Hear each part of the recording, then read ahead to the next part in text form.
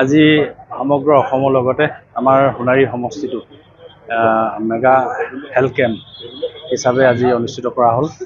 যেহেতু এই কেম্পটো আমাৰ আগতে কৰিবলগীয়া আছিল যদিও বিশেষ কাৰণত এইটো পিছুৱাই দিয়া হৈছিল। আমাৰ বুকুৰ আপোন জনপ্ৰিয় আমাৰ কণ্ঠশিল্পী জুবিন গাৰ্গৰ মৃত্যুৰ কাৰণে এইটো পষ্টপন কৰিবলগীয়া হৈছিল।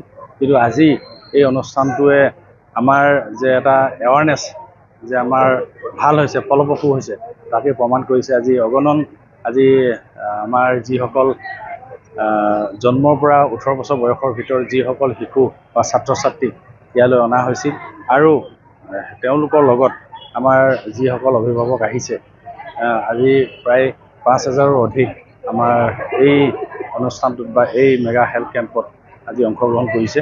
গতিকে তাৰ কাৰণে সকলোকে মই ধন্যবাদ দিছোঁ, সমষ্টিবাসী সকলোকে মই ধন্যবাদ দিছোঁ।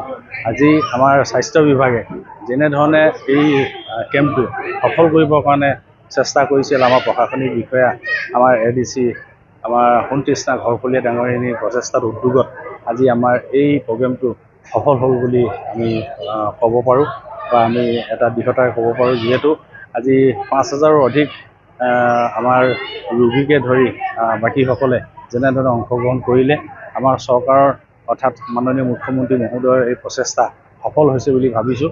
আৰু এইটোকে আমি প্ৰতিপন্ন হ'ল যে আমাৰ চৰকাৰখনৰ সকলোবিলাক কাম, চৰকাৰখনে লোৱা উদ্যোগসমূহক যে আমাৰ সকলো জনসাধাৰণে স্বতঃস্ফূৰ্তভাৱে সঁহাৰি জনাইছে, তাকে প্ৰমাণ কৰিম।